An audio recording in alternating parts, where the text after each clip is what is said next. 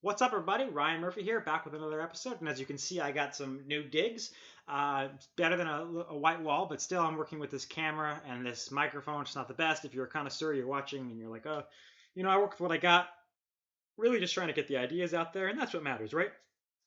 If you're new to this, what I'm trying to do here is offer movie reviews that are a little bit more in depth, kind of dissect the film, see what the filmmakers were trying to go for, if it's a worthwhile story, and then if it is, where what worked, what didn't, how it could have been better, analyzing how the three-act structure works within the film, and then offering alternatives of how it could have possibly been a better movie. So really, that's because especially with Marvel movies, you're like, we want these movies to be good. So part of complaining about them, if we do complain about them, if it's a negative review, spoiler alert, this is. That is to fantasize about how we could have had a better film. I mean, that's what we want, right? We're not just here to tear it down. But yeah, like I said, Iron Man 3, to quote Jean-Ralphio, this movie is the worst. It's the worst ever. I mean, this is definitely the worst Marvel Studios movie. I don't think there could be really any question of that. So yeah, the A and the C, right? I always talk about the A and the C, and then we got to talk about the B. What's the film trying to accomplish? What's the overall story, and then where does it go right and wrong in telling that this film doesn't really kind of have an A and a C. Not in terms of character arc. I've heard, and again, this film has some people who like it, and if you're one of those people, stay tuned because you might walk away with a different opinion. Not sure yet. But some of the people who like the film will point out that it's a satisfying conclusion to the Iron Man trilogy, and I'm really not sure what the heck they're talking about. I think, okay, I guess I kind of know. It doesn't really be based on what other people have told me they've gotten from it. Is that this is a film about Iron Man realizing he doesn't need the suit, or that he has value beyond the suit. I mean, because he uses this. I mean, yeah, he goes a certain percentage of the film without using the suit, and does a lot on his own. But then he still uses the suit to defeat the bad guy. But I guess just sort of seeing his own value or something like that. I mean, I don't get that just from watching the film. And I've certainly never. I mean, change is central to movies. It's central to stories. I mean, to quote Peter David, if your character is the same person he is at the end of the movie as he is at the beginning, you don't have a story, you have an anecdote.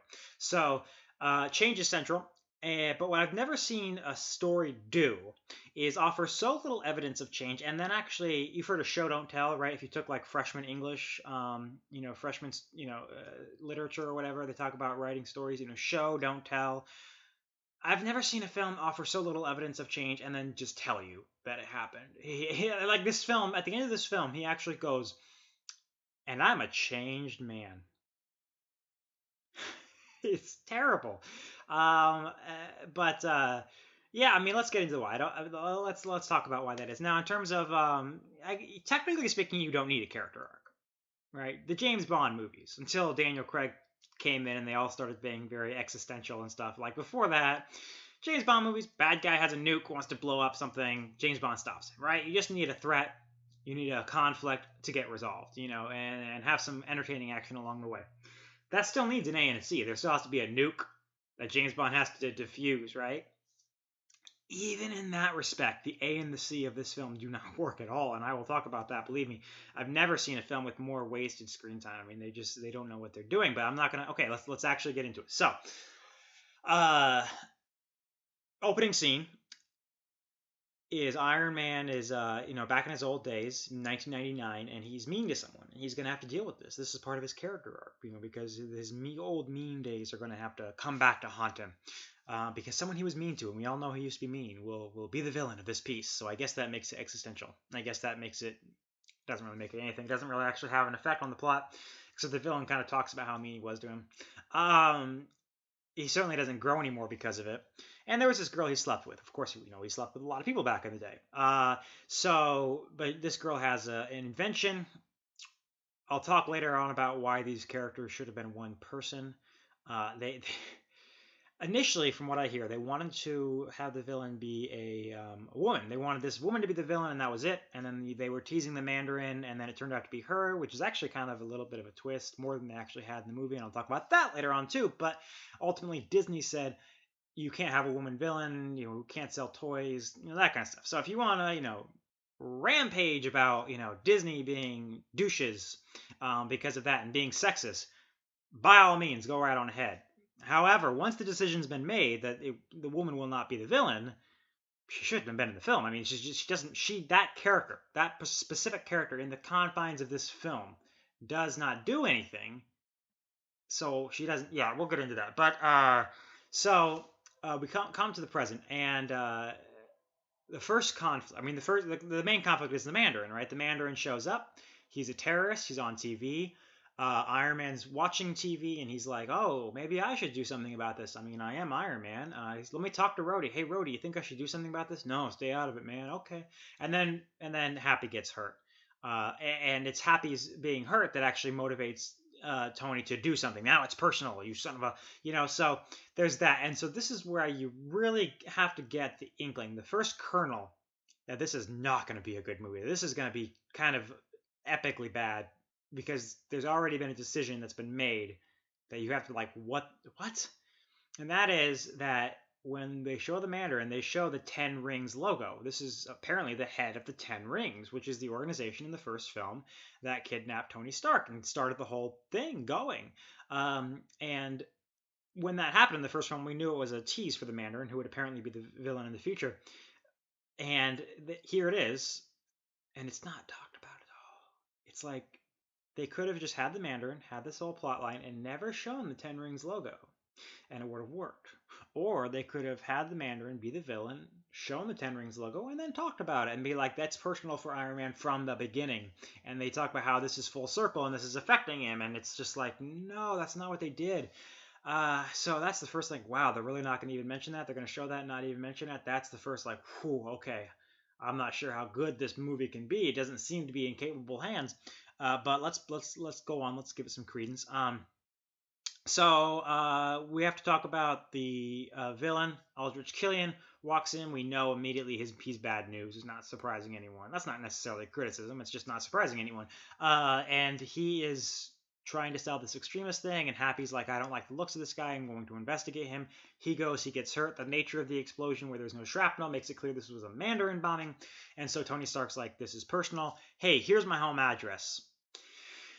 The scene could have just been him threatening the Mandarin, and that would have gotten across their point, which is Tony's still kind of irresponsible. He's still kind of a douchebag, and that should probably change.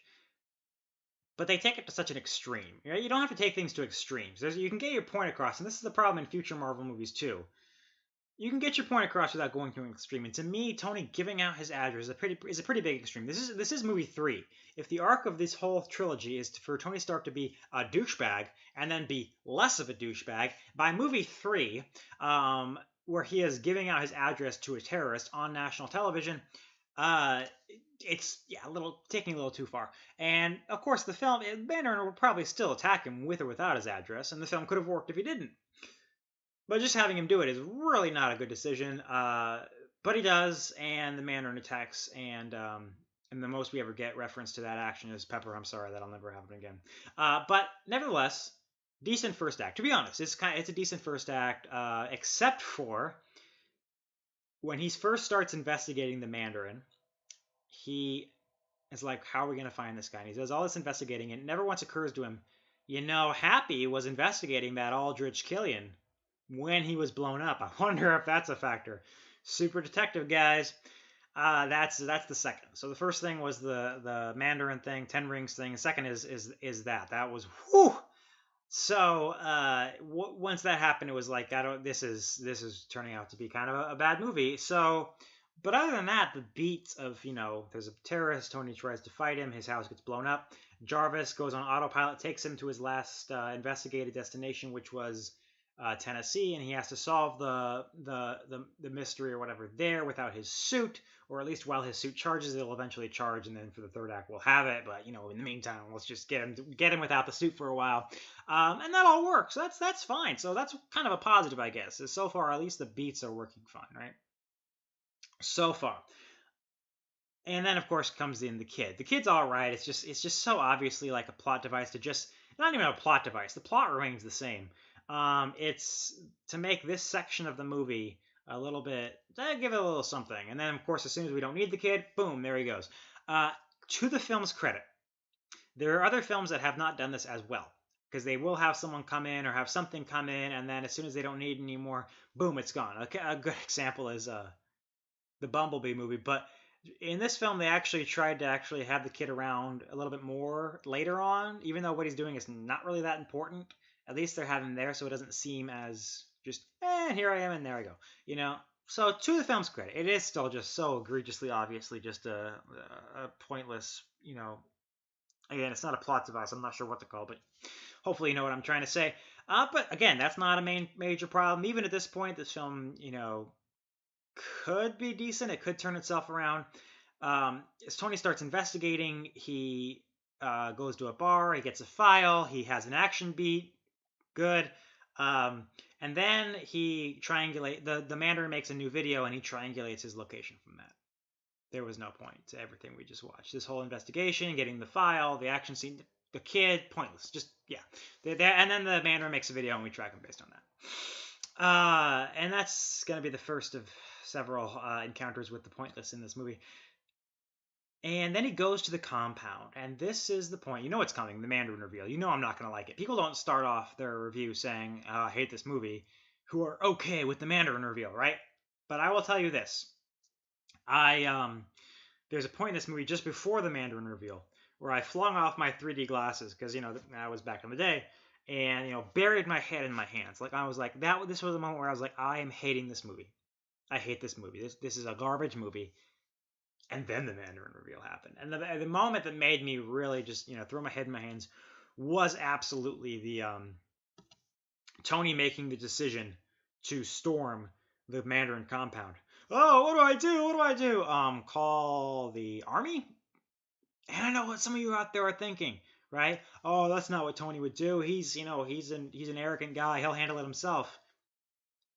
Exactly what my point was earlier. There's a point where that ceases to be sympathetic. There's a point where that ceases to be an excuse. All right?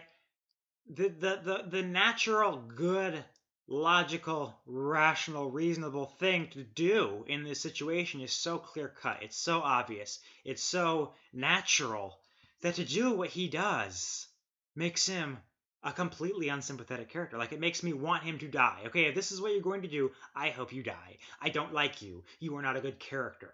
Like, if you are going to raid a compound by yourself, like, if he was Iron Man, fine. Like, I'm Iron Man. He's like, but then the whole crisis becomes, but I don't have my suit. What can I do?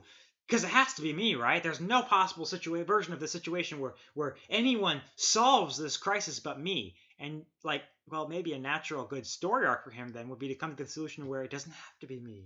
That wouldn't make a good Iron Man movie because it has, but it's not a good thing for the character for him to say, well, it so badly has to be me that I will march in there with an electrified glove and an exploding Christmas ornament just because it has to be me so much. No, I hope you die. Like, this is terrible. This is a just garbage decision. Like in other films, they'd call in the army and the army would get, lambasted.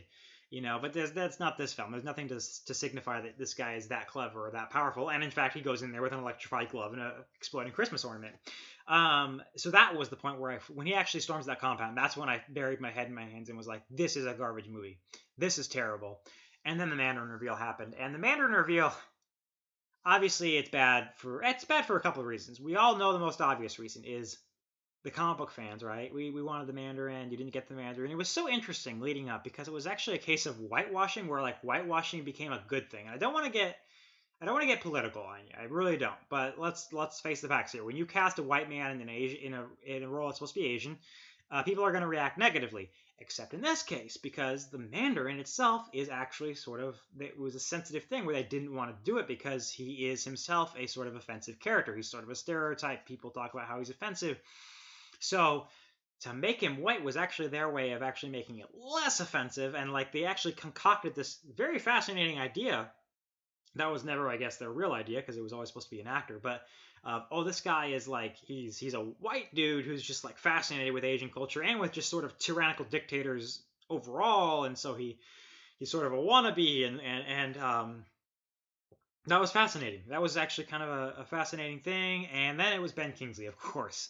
Ben Kingsley, I mean, I remember saying back in the day, I actually put this on the internet in 2013 during the lead up to the movie. that, man, if we want to have that real Iron Man villain. We want to have Tony Stark meet his match and have that yin to his yang, that Jack Nicholson Joker to his Michael Keaton Batman. You know what I mean? Like, you know, who better than Ben Kingsley? I mean, how ironic for me to have said that on the internet in 2013 because of what happened. And, Ben Kingsley also is someone who, exploded with Gandhi and made like one other notable performance with Schindler's List, and his name is still a household name, and yet he hasn't made that many good movies since. So it was an opportunity for him even to add something to his resume, and it was, oh man, it was just the biggest waste of talent ever. I will quote Hawkeye and say, under different circumstances, this would be totally awesome. There is that scene, if you can strip away all the reasons why this is a terrible movie, is actually a very funny scene. Ben Kingsley actually shows himself to be a very talented comedic actor. I mean, he just does it so well. And under different circumstances, I'd be laughing my butt off at that movie. It doesn't work. And here's the other reason why the whole twist doesn't work. It doesn't matter. It does not matter. In fact, I would say the only reason it's a twist at all is because Ben Kingsley is a famous actor. Like, we knew Guy Pearce was a villain. We knew Aldrich Killian was working for the Mandarin. Oh, but he's really the Mandarin. All we saw of the Mandarin was a guy making speeches on TV, and your twist is that guy was speaking for this guy. And if you didn't know who Ben Kingsley was, which I'm sure a lot of teenagers, in the movie theater didn't, it's definitely not a twist. And if you weren't a fan of the Mandarin in the comics, you weren't a fan of the Iron Man comics, there's nothing twisty about this. It's just a waste of time. You thought it's not clever. It's not anything. It's just... And then there's, so anyway, I digress. Guy Pearce is the villain, and then Tony Stark gives the, you're a better person than this speech to the woman, and then she turns her to the light side, and then she gets killed. Totally pointless. Her character serves no purpose. So far we've had Iron Man investigates. His investigation is pointless because then he just triangulates his decision. Waste of screen time. Again, you got the beat in there that you wanted to get in, like the story beat, but you didn't actually have a reason for it happening. And then Tony Stark, the Mandarin twist is revealed. The twist doesn't add anything. Waste of screen time. And now you have a character who is I've never seen a character this pointless in a movie. I might think of one later, but at this moment I'm just like, you got me. Like, to have a character spend this much screen time on a character, it's not a lot, but it's still like, yeah. So these three things show how much this film is wasting screen time, and we're just getting started. We got the biggest one of all coming up. That's bigger than all of them combined. So are you ready? Okay. So we finally get to learn what his plan is. So far, we don't know really what the plan is. We know there's this thing called Extremis. It's connected to this Mandarin guy. Tony Stark investigates, triangulates the position, goes, finds him. And now he reveals his plan.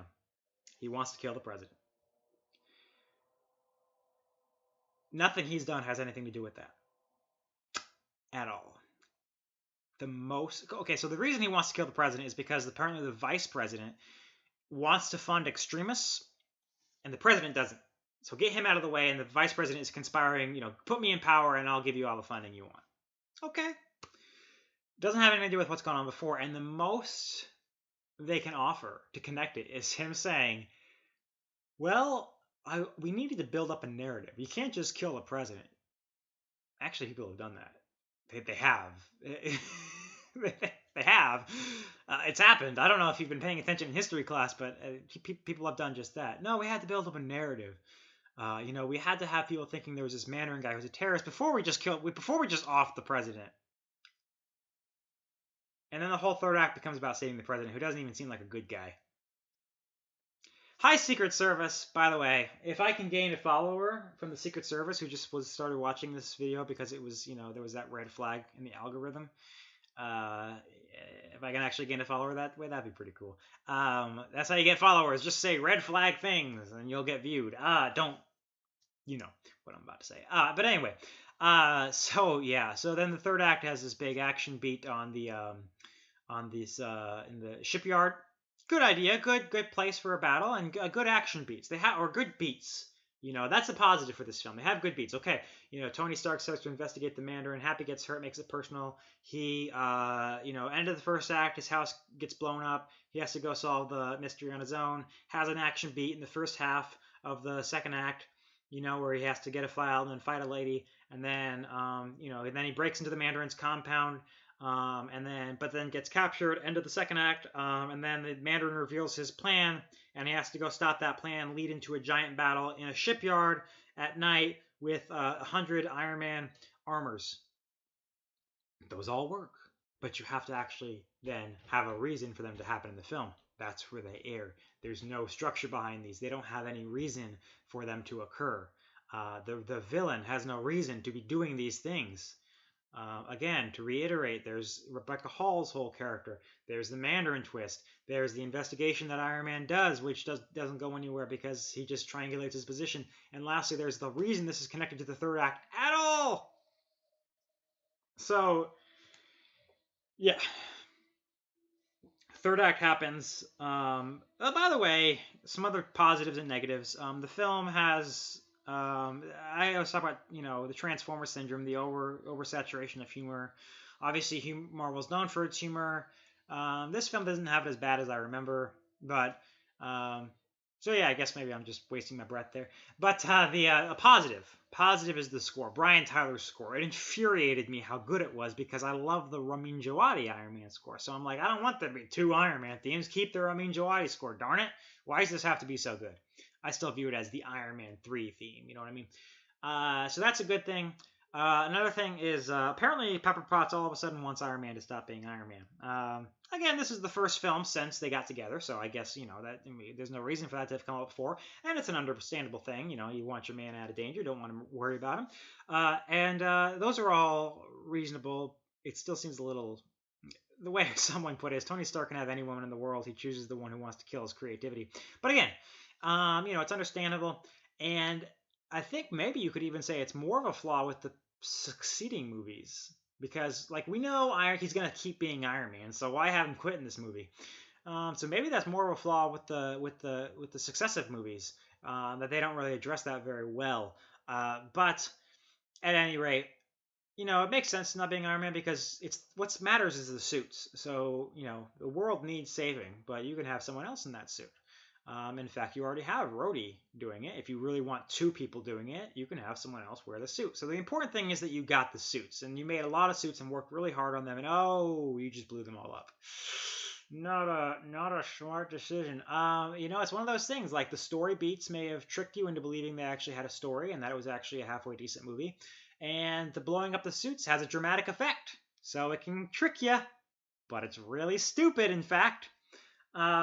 And it is really stupid. You might like the dramatic effect, but it just does not make sense as a decision. Like, again, Rhodey could use those suits. The world could use those suits. You don't have to wear whatever. So we get to the end, and Tony says, I'm a changed man. And then he also says, and by the way, I had a surgery to remove the shrapnel from my heart. That was random. Okay, just throw that in the end there. That was really bizarre. It could have worked if they'd brought it up in the beginning, again, if this is supposed to be an arc about Tony realizing he's his own self-worth, if they brought up at the beginning, like, oh, we have this procedure we can do now to take the shrapnel out of your heart, and you don't have to have the arc reactor in your chest. He could be like, oh, but this is who I am. Like, I don't know who I am without this, and have that sort of thing. That could have worked, but it's just like they just take it out at the end so randomly. It was really bizarre to watch. So that's the end of the movie, and I think that the trailer for this movie is better than the movie. Go back and watch the initial trailer where he's like, honestly, there's 100 people who want to kill me, because that builds up an Iron Man who's really having panic attacks because of his public identity. Maybe he's been a little bit too reckless in the past by even announcing his identity to the world. He's worried about the people he loves, about all his villains out there. In this movie, it's like, oh, he's afraid of space. It's handled better in the sequels. It's handled better in Age of Ultron and Infinity War. Like, he wants to protect the Earth. He wants to protect, But it just comes across as having panic attacks because I was in a wormhole, and I don't know. I guess it disappointed me because the trailers made it seem like he was worried about the here and now, what's present in Iron Man 3. Which is the danger posed by people on Earth to his, family and loved ones. And I was looking forward to seeing that story arc played out. because of then, of course, Pepper does get, taken captive and stuff like that. Having the option to remove the shrapnel being present in the beginning, um, having the Mandarin be the head of the Ten Rings, taking it back to the first film, making it very emotional for him, realizing his self-worth, and then fighting the Mandarin in the end. I don't know how physical a villain Ben Kingsley would be capable of being, but hey, that's what the body doubles and CGI are for. Yeah, I mean, like, and if they hit the same beats, a lot of the same beats, like I said, the beats kind of work. You just got to actually have a reason for them to occur. As it stands, this movie is just garbage. This movie is just burning garbage. Like, yeah. So I'll be back with Thor: The Dark World, I guess. That's really all I have to say. I'm not gonna waste too much more time. So thanks for watching, and we'll be back.